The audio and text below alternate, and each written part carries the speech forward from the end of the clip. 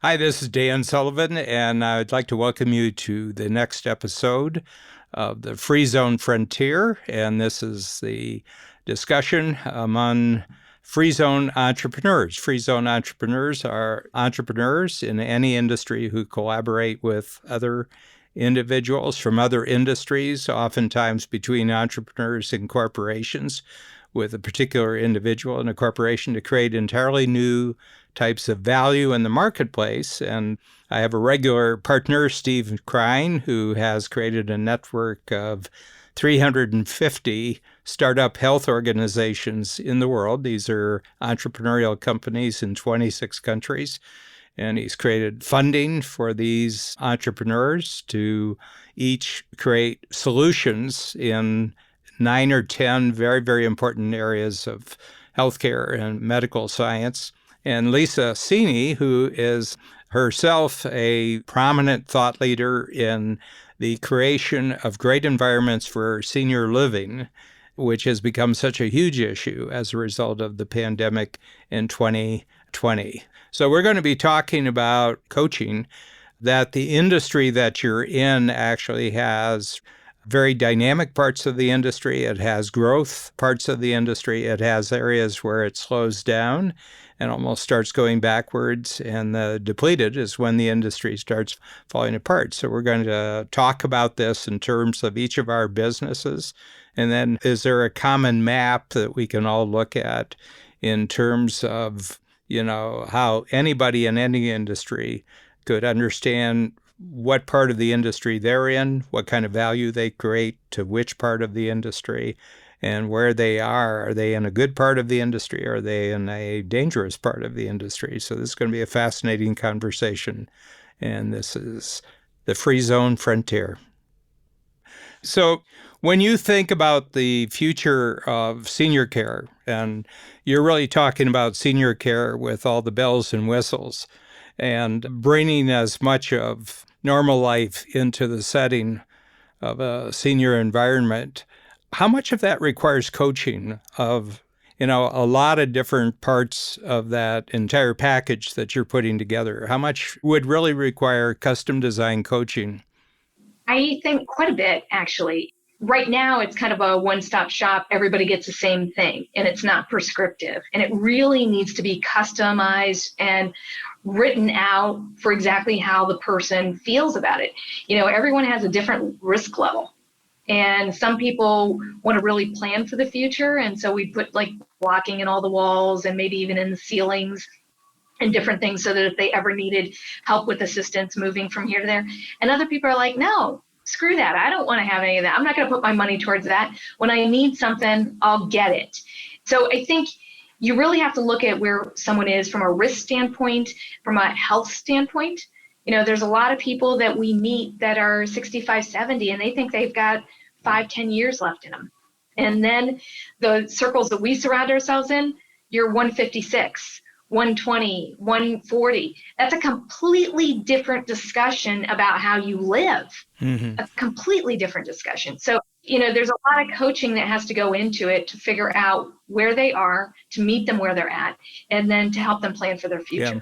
So the exercise that we did a quarter ago for the value creation growth levels, the ABC model that we did, you're dealing with 400, close to 400 entities in terms of the startup health enterprises, the businesses that you're doing. Mm-hmm. And I'm sure there's a lot of different paths that they're heading towards in the future.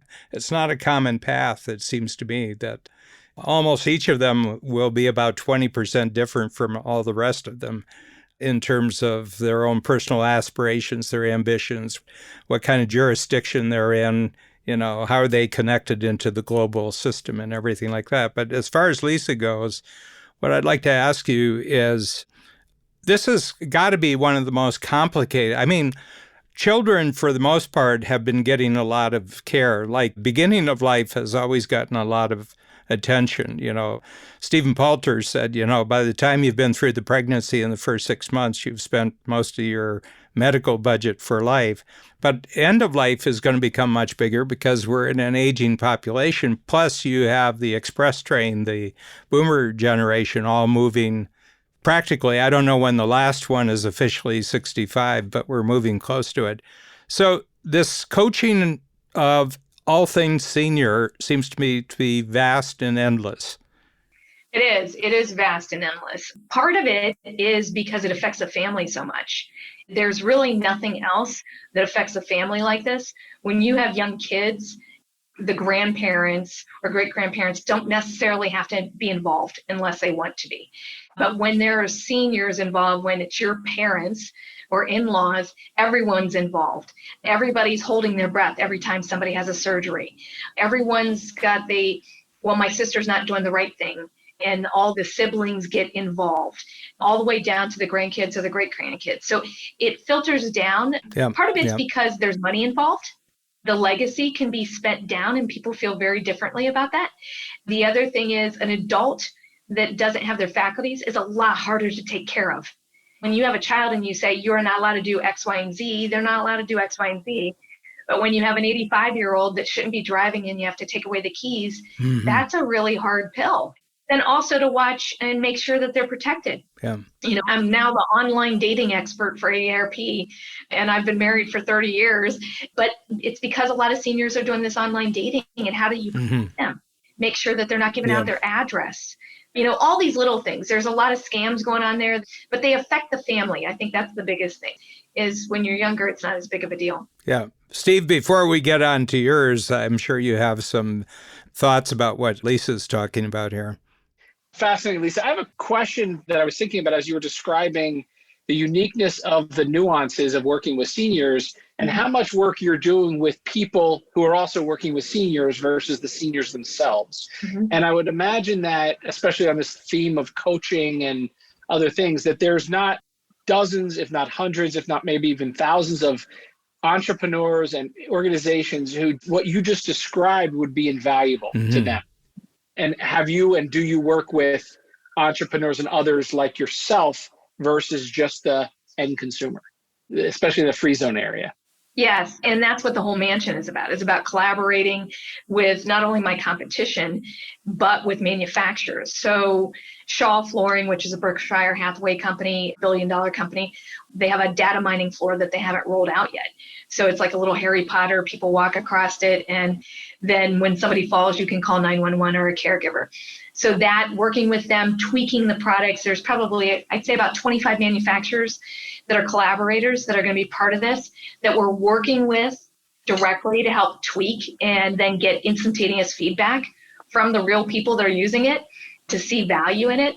I think there's a whole Rubik's Cube, for lack of a better word, that everybody looks at one little side and they don't realize all the different sides, that every time you're trying to solve the puzzle, it affects somebody else negatively.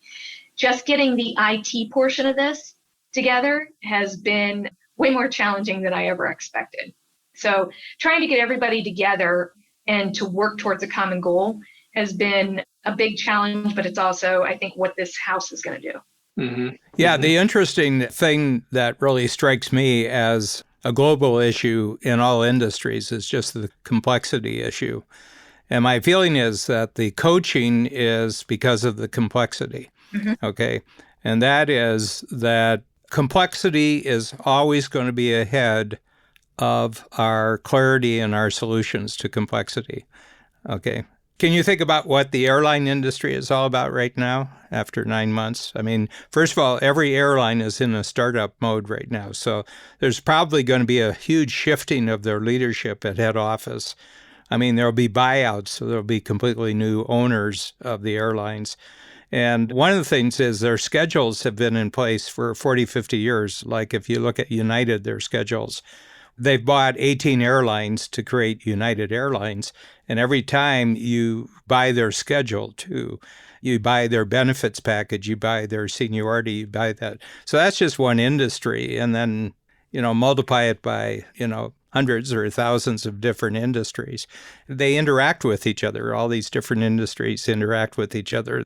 So it's an interesting thing. So if you just accept that the complexity is the water for us fishes, we're all swimming in complexity, and there's no solution to it because we have met the enemy and the enemy is us. We're the ones who create all the complexity. Mm-hmm. So, Steve, just in terms, you have the big goals, and yours, at least, you have an advantage because there's endpoints or there's breakthrough points, for the moonshots that you have.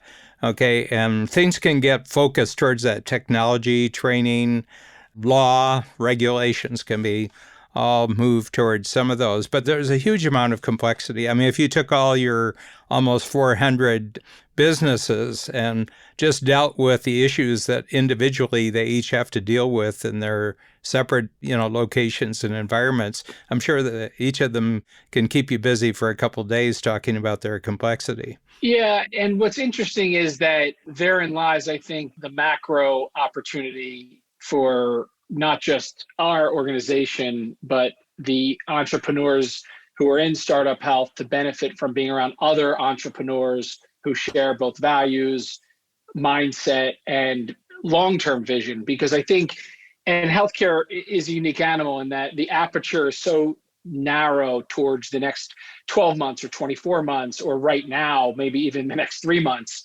And in order to really achieve a health moonshot, you need to open up the aperture out, a couple of decades and see what's possible with multi-quarter, multi-year collaboration with others and what's possible.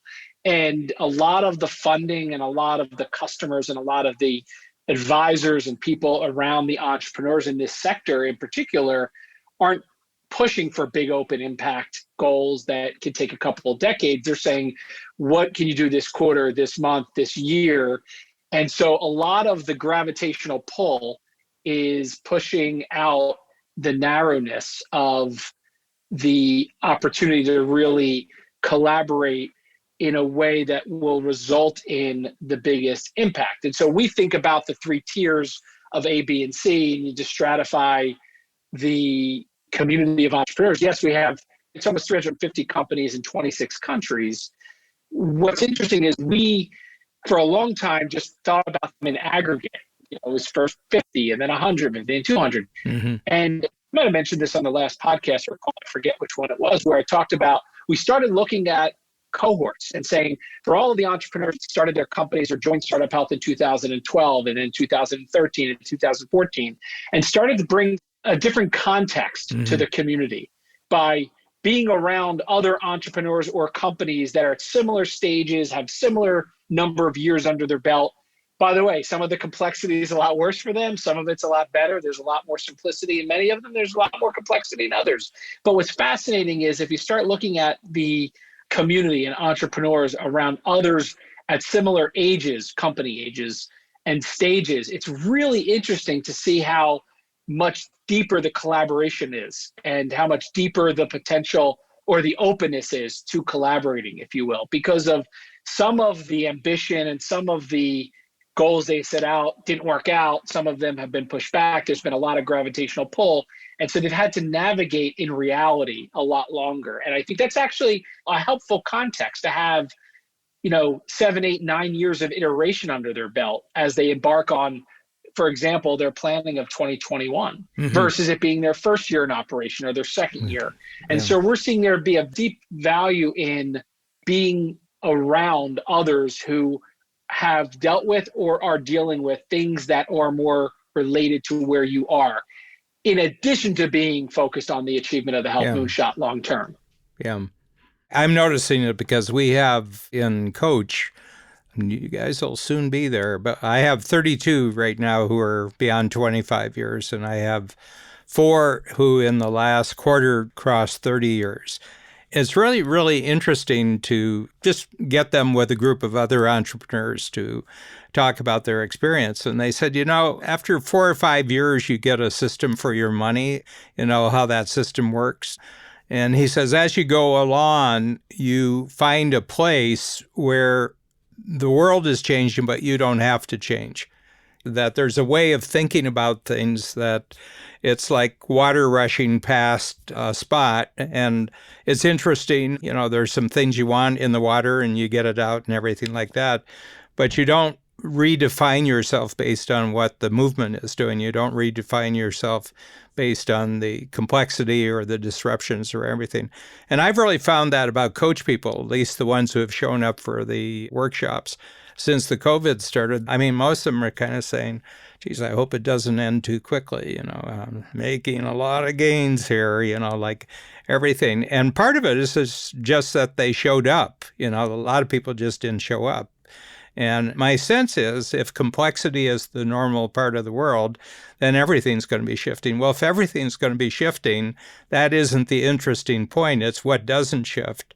That is actually the interesting thing. And I think that I know you do this, Lisa, because to a certain extent, you're trying to create as least a change based on what the life has been before they're seniors of what they have to do after they're seniors. I'm a senior I know. Can we talk here, I'm a member of ARP. I think our definitions, just like we were talking about earlier with coaching, kind of have to change and shift because when the word no longer fits, in part of that word senior means to no longer add value in most people's minds. And I think we're really missing the boat if that's what we think. There's so much, mentoring and creativity and brilliance that can be achieved for so long. And when you put that on yourself that you're no longer valuable, like that's how you start acting. And, it does become a burden for people. And if anything, I think that mindset has to shift. It almost is like you have to take an entrepreneurial mindset as you age. Yeah. Well, one of the things is that there's context for various stages in life, and we're now at a point where they're being created new because no one was expected to live this long, and we didn't have what I would call a critical mass of people who had any experience. I mean, there's roughly 70 or 80,000 centurions in the United States right now, people over 100, and they're doing lots of really, really great testing with these people and asking them conversations to see if there's identifiable characteristics, physiologically, obviously, but most of it's mindset. They're just finding that there's kind of like mindset indicators, personal habits or anything like that. There's drinkers, there's even smokers over 100, and so they have some anomalies that they can't make a general rule for the rest of the population because, look, who just celebrated their 100th birthday, So my sense is that this is entirely new territory because we just haven't had the territory to map out, whereas an enormous amount is known about early lifetime and the emphasis on getting new individuals born properly and raised properly and everything. There's enormous emphasis, but not so much on the back end because we just haven't had the experience. And besides, socially, they were supposed to be more or less worked out a private deal with their family or something, with extended families. My grandmother, my mother's mother died in our home, and I think that my father's mother died in her home, and that doesn't happen these days, so it's a very different type of situation. Yeah. Hey, Dan, can we shift back? I was interested as you started talking about the industry shortcuts and emerging and framing the coaching in all areas. Can you walk through how you're thinking about each of the 4 stages of the industry life cycle, and in particular, your alignment of the shortcuts, especially in the free zone collaborations, and how they kind of, at least from your standpoint, take place and operate? Yeah. So this diagram's been around for a dozen years or 15 years. And, you have something good when people just respond to it. And they said, oh, that's really interesting. It gives me a chance to think about things. So I just saw all industries, you have an emerging stage. And usually that's a great stage because it's very much experimental. You can make all sorts of claims about things when you first start off, and regulators are slow to respond, so there isn't a great deal of regulation. And regulators only really show up where there's scarcity to be managed, okay? And competition creates scarcity. So a lot of the beginning of an industry is very collaborative. It's just people getting together. A lot of it's invisible. You don't know how this happened. So much of the early Silicon Valley nobody was really aware of that, all that stuff that people were doing. Nobody even really understood the concepts that they were working on. So it's breathtaking, but the problem is you don't have scale yet when you're at emerging. And it's the introduction of the capital markets into the emerging model that creates the growth model. Okay, and this is where you're really creating major value of new solutions, but you're also creating the value of new investments that can really take off, And the one thing that I think that the U.S. is the master of is that they have the greatest capital markets in the world of getting a new idea to the marketplace in the fastest amount of time. And that's why the big companies are the big American companies. 50 out of the top 100 companies in the world are American companies. And the U.S. has a rule that basically you got a good economy if somewhere between 15 and 20 companies make it past the billion mark in market capitalization. And if you get 15 to 20 a year that are going into the billion mark, then the economy is in good shape. Everything's working well. All the parts of the economy are working well. And that's a nice indicator. It's a nice indicator, but it shows that money is being pumped into emerging to make them growth companies. Okay. And it's tremendous talent magnets. That's why the visas are so important, is to get the talented people in at the right time to get them involved in growth. Then the picture of the CEO appears on the front of Vanity Fair or on the New York Times magazine. He has all sorts of ideas about the world. And the moment that you notice that the entrepreneurial, to begin with, CEO of a real growth company wants to buy a sports franchise, you should short the stock. Or he's starting to talk about that what he really wants to do is save the world, then you should short the stock right away because he's bored. He's basically bored.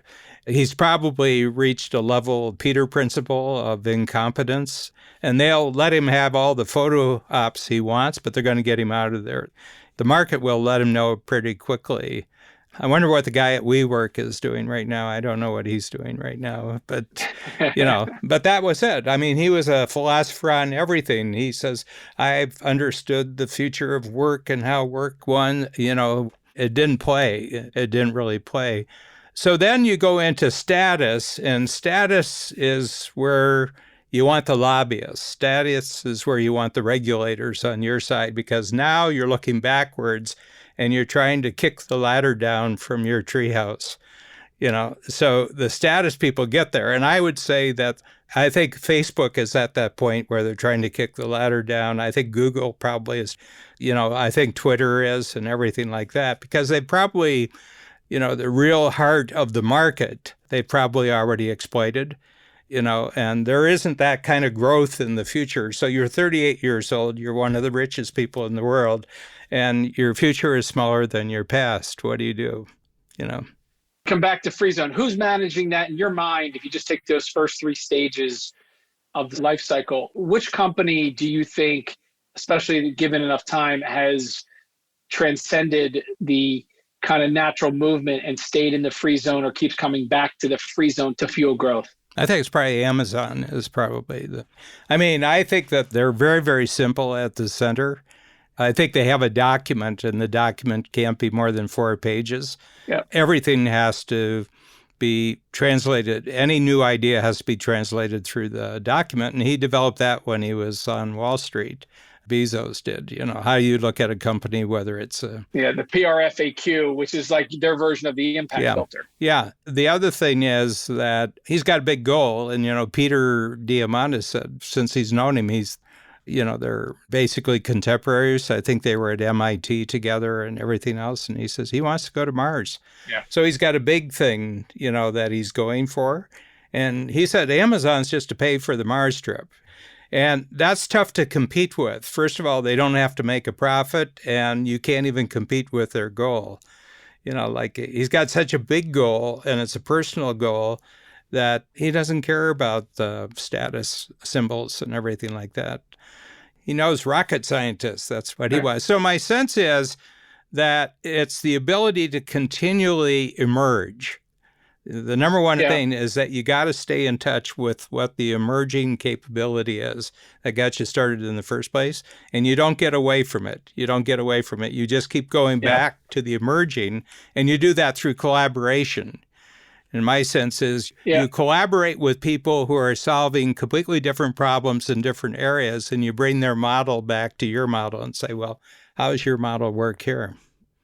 Yeah, I mean, I think what you're talking about really is this notion of this not even being an industry life cycle chart as much as it is a personal or a company chart, Yeah. a company life cycle as well. And the leadership, CEO in this case with Amazon, continually making sure the company stays entrepreneurial, stays excited about and thrilled by the free zone and the emerging kind of market, and how many different times they've come back as an organization to, even though parts of their business are clearly growth status. I mean, I don't know how excited he gets about books anymore, but you think about all the other new parts of the business that have operated and grown, in many cases, going back to that PRFAQ, back to the drawing board with a new business that has massive opportunity. And in this case, to transcend even what the company's working on to serve the personal ambition of the entrepreneur leading it. And I think it's an interesting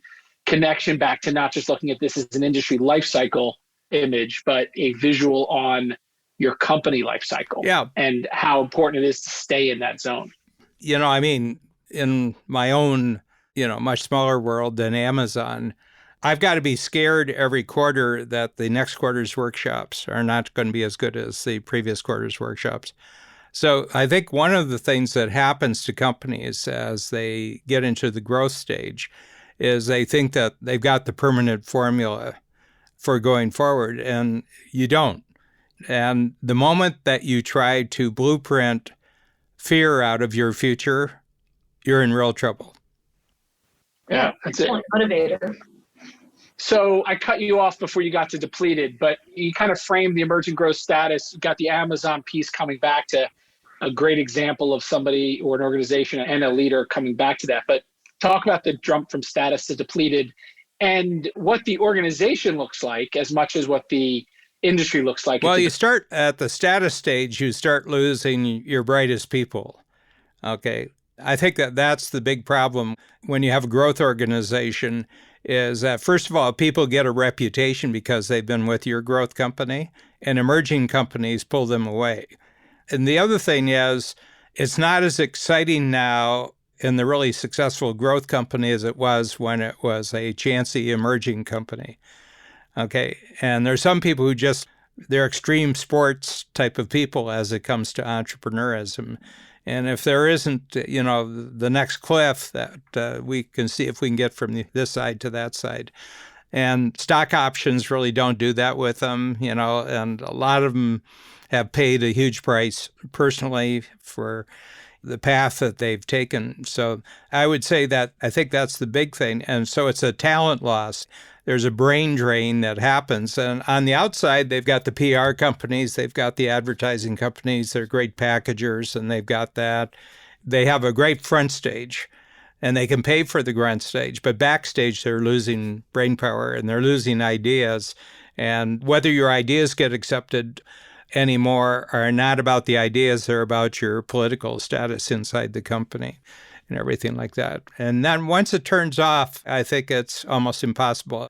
Apple is one of the few companies that I ever saw turn themselves around because they were a quarter away from the ditch, and they turned it around. Now it's the most valuable stock in the world. And I think Apple is too, but nobody knows what goes on inside Apple. I think Amazon talks about how they do everything that they do. So I think they're greater teachers than Apple is. Yeah.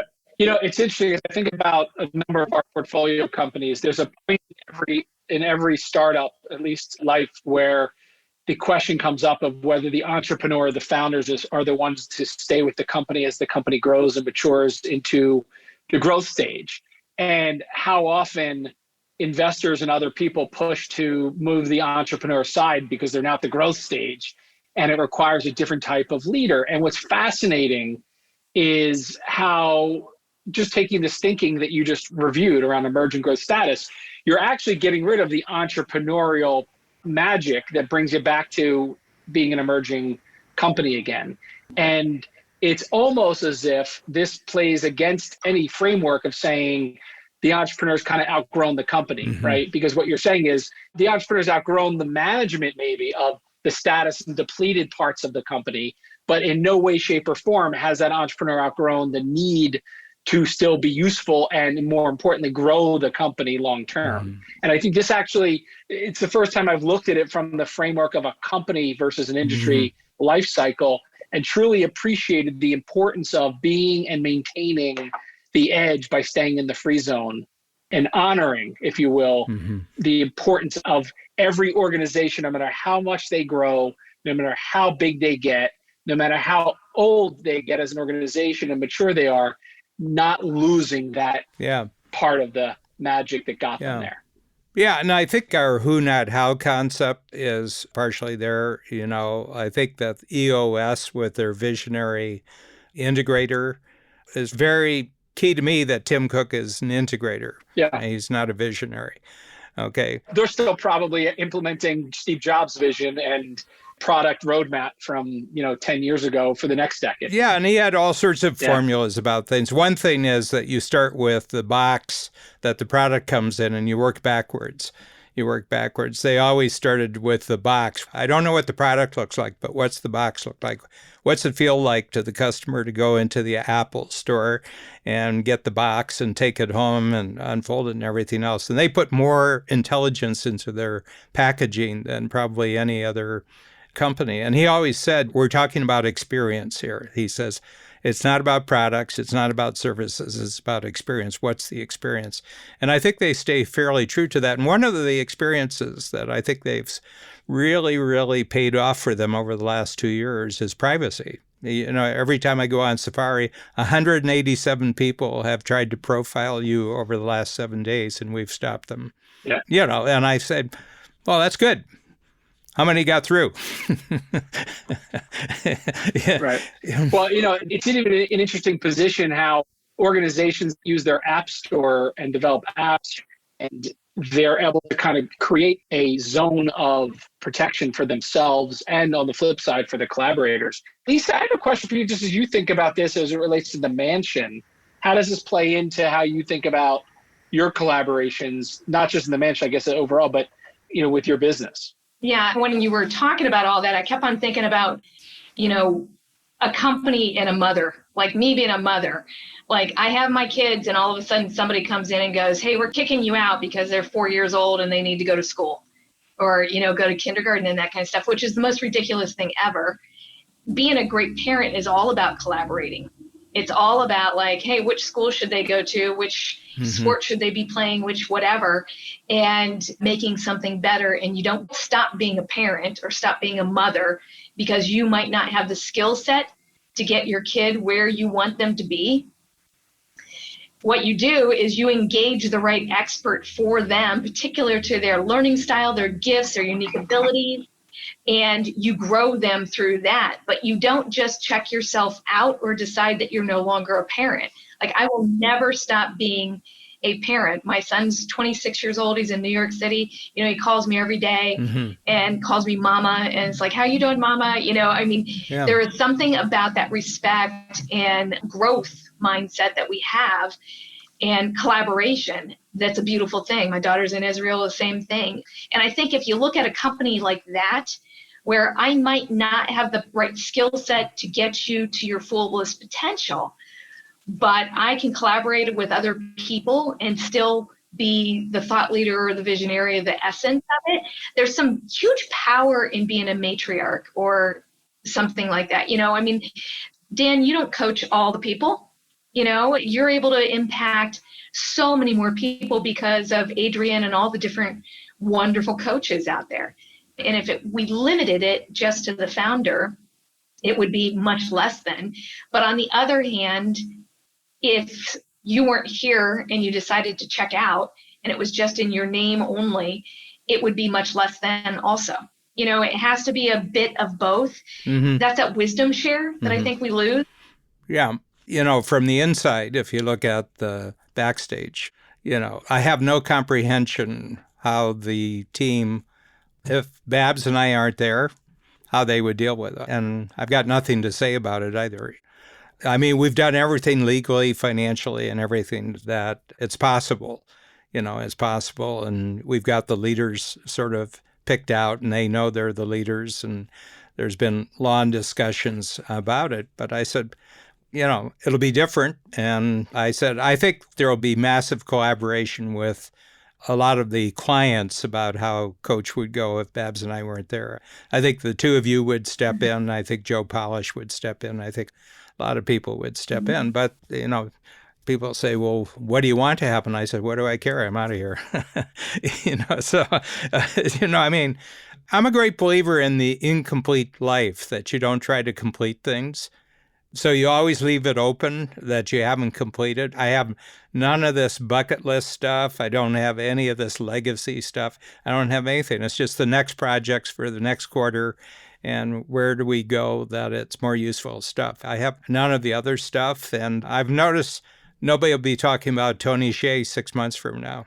Right. It's gone, In life, you only talk about the players. You don't talk about the players who aren't here anymore, So it's an interesting thing. But my sense is that this industry life cycle, and essentially, if you stay at the emerging stage and you keep an understanding of the DOS issues of the whole cycle, that you will always be creating new shortcuts that the most aspirational people will find valuable. And that'll create the new emerging industry. Like, it's not one person, it's dozens, hundreds of people who are creating the new industry. It seems like a commitment, right? It's a commitment to stay in a zone as an entrepreneur, and even as your company grows. And going back to the tragedy of losing such a great entrepreneur like Tony Hsieh and hearing about it this past weekend, is this notion of the almost infinite amount of innovation and other things that he could have impacted if staying in that zone, right? And I read about over the weekend of the tributes and things, these incredible things that he did develop, whether it was at Zappos, whether it was in Vegas, whether it was the countless entrepreneurs that he helped. And he worked magic in that free zone. Yeah. And I think about, as entrepreneurs, being able to live out your life, regardless of how short it is or long it is, staying in that free zone, even if your company outgrows staying in the free zone as a major part of the revenue streams and the major part of the growth. And I think that's an actual interesting nuance, especially in the startup world where companies grow and mature from pre-seed and stage to early to later stage companies. And then there's pre-IPO, post-IPO, and the notion of, does the whole company move through an industry life cycle, or does the company move through it, but the leader, the entrepreneur, more importantly, the innovation stay in that zone forever. Yeah. So that there continually is that. I think it's an interesting nuance, especially for my community, where the question is often pushed towards the entrepreneur's usefulness in their company. Not that he's the greatest public example, but the one entrepreneur who fascinates me the most because of his thinking is Peter Thiel. His whole thing is try to get through your entire career without competition. You're thinking wrongly if you're saying this will outcompete this will outcompete that. He said, you're not looking at the right thing here. You're not looking at value. You're not looking at innovation. He'll be that way when he's 90. I just get the feeling of someone who's going to be on the ball. He's going to be on the game as long as he's breathing. And that's my aspiration. People say, what happens at the end? I said, my staff is angry for about 3 or 4 weeks because how are we going to create the next workshop stuff, the next quarter stuff? I said, they'd probably be really ticked off, because I left them with such a mess. But it's just the game. How do you think about industry shortcuts as it relates to that game? So, what's interesting is I just looked through your shortcuts for each of the 4 stages as you think about them, and give us the context. I think even for Lisa and what she was describing, how she's doing, like developing the shortcuts for your organization and the people or the firms that you coach. How does that connect in here? Well, I think you start with the individual, that in our case, we're starting with the entrepreneur themselves. And their problem is that they're not self-managed enough that they can attract good people. I would say that every entrepreneur, they just don't have this personal self-management. One is the way they handle their days is a mess, but they don't have a future that's very compelling. They have cash flow goals. They just want to make it to the first goal, but it's not very compelling to someone from outside. Okay. And whenever I hear people saying you can't find good people, and I says, the reason why you can't find good people is because good people aren't looking for you. That basically you have to be a compelling individual. And the first thing is you have to look like you have your act together. Okay. Because people don't want a new job so they can clean up other people's messes. They want to be part of something that's growing. They want to be part of something that's exciting. So I think in the first 2-3 years, we work on self-management, time, money, relationship, purpose, and then you can make the jump where you've got a self-managing company. Then it starts getting interesting because now you can look at real growth. Okay. And a lot of that growth just comes from the fact that the most important person in the company isn't doing stupid things. I don't think anybody in my company can ever criticize me that Dan's not working on the most important stuff. I'm always there and I'm testing it. The other thing is the being in touch with the most aspirational of your clients, I think, is really the most important thing. Your future is being created by your conversations with your clients who have the biggest ambitions for themselves, because what they need as a value creation proposition hasn't been created yet. You've got to create it with them. Yeah, I noticed on that shortcut list, it made me feel, one, it was a ton of stuff they had filled out, but I started to realize that my whole company is created around shortcuts. That's the value proposition that I bring, is really how do I make it easier, faster, cheaper? It's all the shortcuts. It's all those little tools and helping other people, like recognizing that there's a better way to do it and then writing it down and coaching somebody else through that. I mean, I think there's no greater high than when you see somebody that you've coached through it, hit the ball further, and it's the same person. Mm-hmm. You just tweak a little bit. You give them a little bit of knowledge and you tweak a little bit, and then all of a sudden their drive is 300 yards. I mean, Yep. That's not a bad feeling. Yeah. Yep.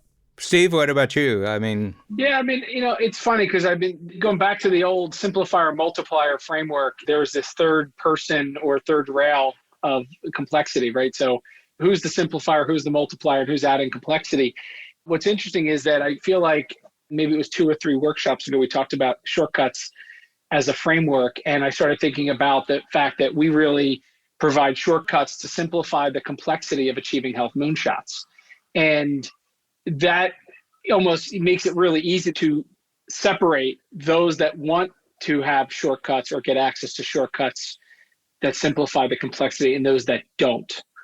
And I think that industry lifecycle or company lifecycle graphic that I hate to tell you, it goes back 20 years, not just 10 or 15, Dan, because it was the early 2000s when we were talking about creative destruction and that framework for explaining how industries go through these stages. And so when you think about what do you do about this, because the industry lifecycle or the company lifecycle is going to happen, or whether you like it or not, simply a question of what shortcuts can you employ to simplify the complexity of going through those and adding now and staying innovative enough and collaborative enough to stay in a zone, not go with the company through the stages. Yeah. So I love it. And it's a great reframing even for what I'm doing as we're investing in really supporting companies long-term at achieving their health moonshots to really refine how we describe our role for the entrepreneurs, for our co-investors, and staying true to that. Yeah. One of the most innovative things necessary for all other innovations is actually that you're good at context. I read an article, it really took me back, and he said, humans don't actually deal with reality. Humans deal with metaphors, which explain reality. Like moonshots is a metaphor. It's a metaphor. Oh, yeah, I get it. I get the whole picture that you get everything together and you put 300,000 entrepreneurs and other specialists got a notion that one day somebody's going to walk out and put their first foot on the moon, and we did it, and Those other guys didn't, and we brought them back safely, and they didn't have that as part of their project. So the whole point about this is I think there's tremendous excitement in this, but it's a metaphor. Yeah. Is it a moonshot? Well, it's not really a moonshot, Yeah. it's a metaphor. And I think that the creation of metaphors, like the industry life cycle, is a metaphor. Does it actually exist this way? No, but it makes you feel confident that you can dig deeper and find out some useful things. The map is not the territory. Yeah. The metaphor helps simplify, right? The framework. It's interesting because as you just described that, what came to mind quickly was the vaccines for COVID both came from collaborations between massive organizations, pharmaceutical companies, and startups. And it was actually a different mindset, right? The pharmaceutical company didn't do it on their own. The startup didn't do it on their own. It was a collaboration where they both brought their unique abilities to the table.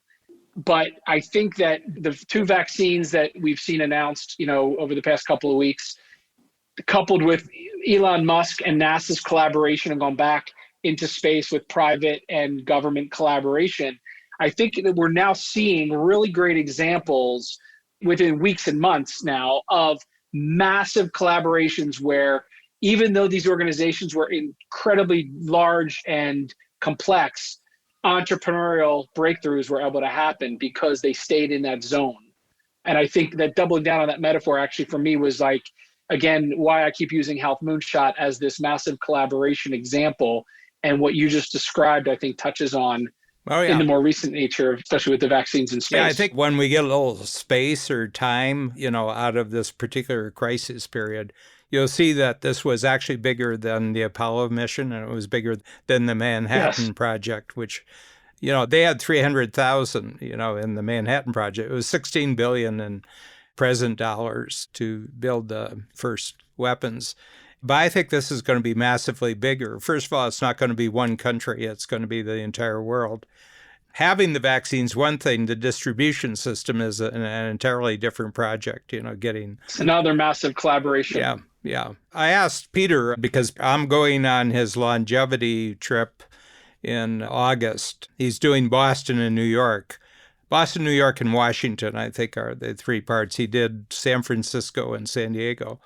And, it's in person. So you go, and they went in person in August and September, but, they set some protocols out. But it was fascinating, his videos. And I said, there's great breakthroughs that are happening, like actual solutions to problems. But I said, the strategic byproducts off to the side, what has happened to the teamwork as you've seen it in the longevity world, and I guess in the COVID world, because he's got a startup that he's involved with in the COVID world. And he says it's amazing. And he says the virtual conferencing has really been the key. He said that, anybody, anywhere can be in a call, anywhere with any knowledge. So I think what we're working with, I think Zoom is the great technology, and I don't think it has to be any better. It doesn't. I mean, we can collaborate. For drawings and things that we're doing, anybody can draw together. They can do what they want. We're right here. There's no barrier to, how I see you, Steve, and be able to recognize your facial, recognition and whether you're happy or whether I'm taking a note. There's just immediate connection. Yeah. I was curious when you both were talking that it brought me back to when I did the Air Force and I was asked to sit in on a project management debrief and write a white paper. And I came out and they said, how would you do it? And I was too ignorant to not know my place. And I basically said, well, I think you're doing it completely wrong. The private sector would never go about this way. And so wrote it all up and they reworked the whole system based on my white paper. Is it that the small entrepreneurial companies and the larger companies actually need each other because you have the bandwidth of the larger companies to be able to do things that a smaller company could never do on their own, but the entrepreneurial small think tanks, for better, word, really think in a different mindset, similar to how I came into the Air Force. I thought in a completely different mindset, that they could never see that mindset because they were so embedded in it. And it wasn't until we merged together that we were able to create a better solution. It's almost like we needed each other versus one was better than the other. Yeah. Yeah. I think, properly viewed from both sides, it's a real advantage. But, they are siloed from each other. And I know a lot of entrepreneurs in the program, you wouldn't want to have that person in the room. He's so rugged individualist that there would be no sense of collaboration. There'd be no sense of process. There'd be no sense of, stages that you do things in stages and everything else. But I think that the real thing is that the entrepreneur sees the final solution and then works backwards. And the large organizations tend to see the political realities and push forward with the existing. Thomas Kuhn is still a great book to read, The Structure of Scientific Revolutions, 1960s. They asked him at one point, what do you think is the biggest cause of scientific breakthroughs? And he says, funerals. Old scientists who control funding, old scientists who control protocols, old scientists who control what's possible and not, they die. And he says that's what happens. I think the same thing happens in the business world. Die in one form or another. People die in lots of different ways, Yeah.